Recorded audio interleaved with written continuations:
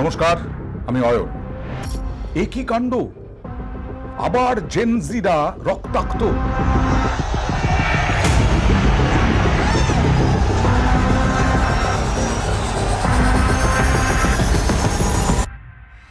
আবার জেনজিদের ওপরে লাঠি। এই তো কয়েকদিন আগে দিল্লিতে এই নিট পরীক্ষার প্রশ্নপত্র ফাঁসের প্রতিবাদে যে বিক্ষোভ, দিল্লি পুলিশ লাঠি চালিয়েছিল, রক্তাক্ত করেছিল বলে বিভিন্ন বিরোধী দল তারা সোচ্চার হয়েছিল। কিছুদিন আগে মোহন ভাগবত তিনি জেনজিদের মন বোঝার পাঠ নিলেন, জেনজিদের মন বোঝার পাঠও দিলেন। আর জেনজিদের দাবি কোনোভাবেই গ্রহণযোগ্য নয়, কখনোই বলা যাবে না, এটাও বললেন। এমনকি প্রধানমন্ত্রী নরেন্দ্র মোদীও।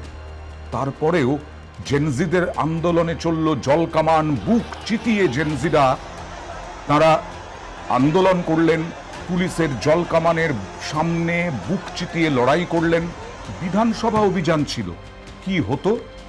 ব্যারিকেড ভাঙার প্রচেষ্টা। কোনো রাজনৈতিক দল নয়, কোনো রাজনৈতিক দলের ছত্রছায়ায় নয়, কিন্তু এই রাজনৈতিক দলগুলো ভিড়ে যাচ্ছিল জেনজিদের এই আন্দোলনে। এখানেই জেনজিরা বারবার বলেছেন, রাহুল গান্ধী গেছেন, মহুয়া মৈত্ররা গেছেন, কিন্তু জেনজিরা সেরকম ভাবে পাত্তা দেননি এবং রাজনীতি থেকে দূরে থাকার কথাই তারা বলেছেন। আজকে সেই জেনজিদের ওপরে ঝাড়খণ্ডে চলল লাঠি, রক্তাক্ত হলেন আন্দোলনকারীরা। এখানে কি?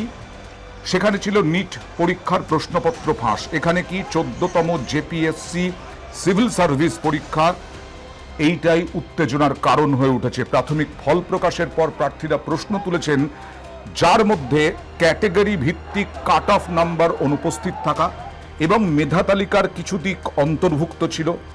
সিআইডি তদন্ত, তল্লাশি, গ্রেফতারির খবরের মাঝে এই প্রাক্তন জেপিএসসি চেয়ারম্যান এল থিয়াংতে পদত্যাগ করার পর এই বিতর্ক আরো তীব্র আকার ধারণ করে।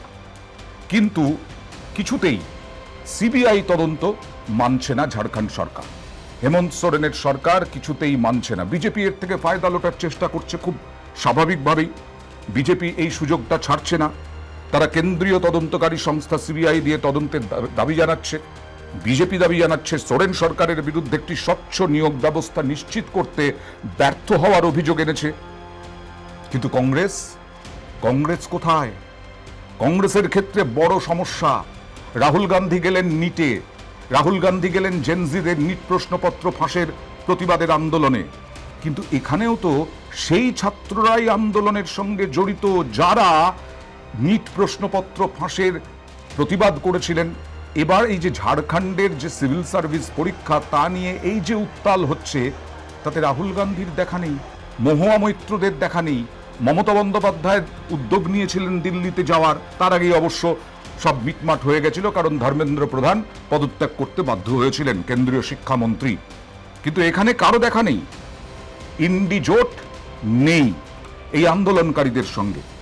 তার মানে পরিষ্কার বোঝা যাচ্ছে রাজনীতির ফায়দা লোটার জন্যই জেনজিদের শিবিরে যাওয়ার চেষ্টা বিভিন্ন দলের। অখিলেশ, তিনি কোথায়? তিনিও তো ঝাড়খণ্ডে গেলেন না। অখিলেশ নেই, রাহুল গান্ধী নেই, প্রিয়াঙ্কা গান্ধী নেই। কংগ্রেসের জন্য একটা তাৎক্ষণিক সমস্যা হলো ঝাড়খণ্ডে যে এখানে বন্ধু সরকার আছে। বৃহত্তম সমস্যাটি রাজনৈতিক ধারাবাহিকতা। কংগ্রেসের এর আগেও ধারাবাহিক রাজনীতির অভাবের বারবার অভিযোগ উঠেছে, বারবার দেখিয়ে দেওয়া হয়েছে চোখে আঙুল দিয়ে রাহুল গান্ধীর ধারাবাহিকতা নিয়ে। এই শিক্ষার্থীদের আন্দোলনে তাদের জাতীয় বিরোধী কৌশলের একটি গুরুত্বপূর্ণ অংশ করে তুলেছিল নিটের সময়, কিন্তু এখন তা পারছে না। সবচেয়ে ভালোভাবে কাজ করে যখন সরকার জারি থাকুক না কেন, কংগ্রেস নিজেদের শিক্ষার্থীদের রাজনৈতিক কণ্ঠস্বর হিসেবে তুলে ধরতে পারে। ঝাড়খণ্ড এখন বিজেপিকে সেই যুক্তিটি কংগ্রেসের দিকেই ফিরিয়ে দেওয়ার সুযোগ করে দিচ্ছে। অর্থাৎ এই যে জেনজিরা মার খাচ্ছে, রক্তাক্ত হচ্ছে, ঝাড়খণ্ডে পাশে দাঁড়ানোর, জেনজিদের পাশে দাঁড়ানোর বিরোধীরা কেউ নেই।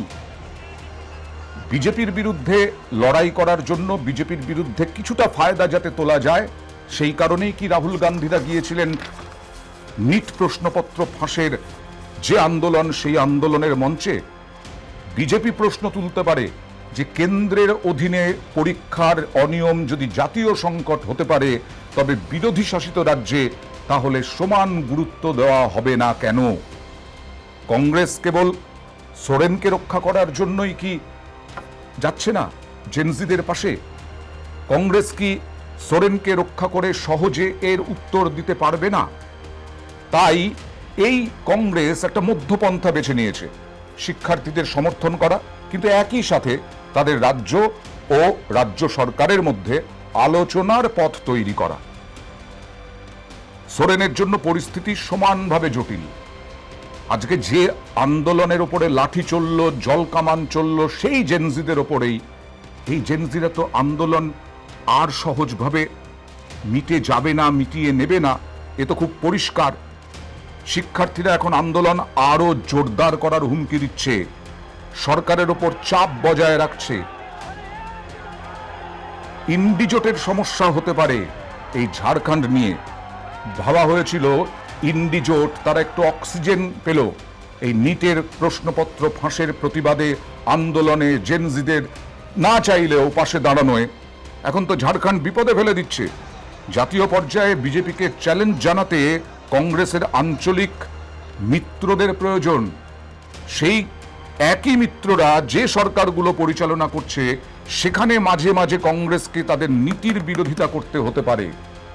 তাহলে হেমন্ত সোরেন তাদের বন্ধু সরকার, হেমন্ত সোরেনের যে নীতি, সেই নীতির বিরোধিতা করতে পারছে না।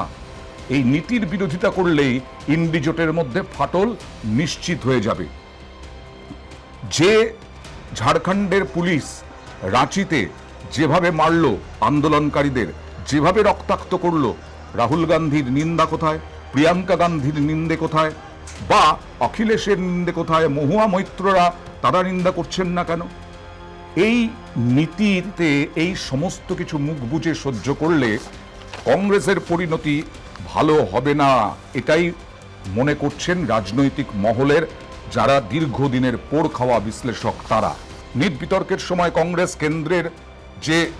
কেন্দ্রের বিরুদ্ধে শিক্ষার্থীদের প্রতারিত করার, পরীক্ষা অনিয়মের মাধ্যমে তাদের ভবিষ্যৎ ক্ষুণ্ণ করার অভিযোগ তুলেছিল। আর আজকে সেই আন্দোলনই ঝাড়খণ্ডে হলেও সেই আন্দোলনই হচ্ছে, একই দাবিতে পরীক্ষার্থীরা আন্দোলন করছেন, কিন্তু সেই অভিযোগগুলো তুলতে পারছে না। ছাত্র কি গুঞ্জ আন্দোলন শুরু করেছিল কংগ্রেস। শিক্ষার্থীরা কেন্দ্রীয় শিক্ষামন্ত্রী ধর্মেন্দ্র প্রধানের পদত্যাগের যে দাবি তুলেছিল, কংগ্রেস তাতে যোগ দেয়, তিনি শেষ পর্যন্ত পদত্যাগ করতে বাধ্য হন। আর আজকে সামান্য সিবিআই তদন্ত হেমন্ত সোরেন করতে দিচ্ছে না। এটা নিয়ে কংগ্রেস উচ্চবাচ্য নেই, কংগ্রেসের চিৎকার নেই, তৃণমূলের চিৎকার নেই, সমাজবাদী পার্টির চিৎকার নেই। জেনজিদের সঙ্গে আন্দোলনে গলা মেলাচ্ছে না। তারা এখন কোথায়? এটাই তো সব থেকে বড় প্রশ্ন। লাঠি খাবে জেনজিরা, রক্তাক্ত হবে, কিন্তু বিরোধীরা, রাজনৈতিক দলগুলো নিজের মতো ফায়দা তোলার চেষ্টা করবে। বারবার আমরা প্রশ্ন তুলছিলাম না যে রাহুল গান্ধী কোথায়, প্রিয়াঙ্কা গান্ধী কোথায়, অখিলেশ যাদব কোথায়, মহুয়া মৈত্ররা কোথায়? এই কিছুক্ষণ আগে রাহুল গান্ধী বোধহয় চাপে পড়েই, কারণ বারবার প্রশ্ন উঠছে, দেশ জুড়ে প্রশ্ন উঠছে, এমনকি ঝাড়খণ্ডের আন্দোলনকারীরাও প্রশ্ন তুলছেন রাহুল গান্ধীদের ভূমিকা কি। আজকে শেষমেশ এই লাঠি খাওয়ার পরে, রক্তাক্ত হওয়ার পরেই এবার রাহুল গান্ধীর টনক নড়েছে। রাহুল গান্ধী এই বলপ্রয়োগের নিন্দা করেছেন। লাঠি দিয়ে রক্তারক্তি করে, জলকামান ছুঁড়ে কখনোই জেনজিদের আন্দোলন বন্ধ করা যায় না, এটা তিনি ফিল করেছেন। এবার তিনি এক্স হ্যান্ডেলে পোস্ট করলেন, প্রতিবাদ জানালেন, নিন্দা করলেন এবং ঝাড়খণ্ড সরকারকে বললেন যে আলোচনা করুন, জেনজিদের সঙ্গে আলোচনা করুন। তাও যদি না হয়, রাহুল গান্ধীর কি দম আছে ঝাড়খণ্ড সরকারের থেকে সমর্থন তুলে নেওয়া? দেখা যাক।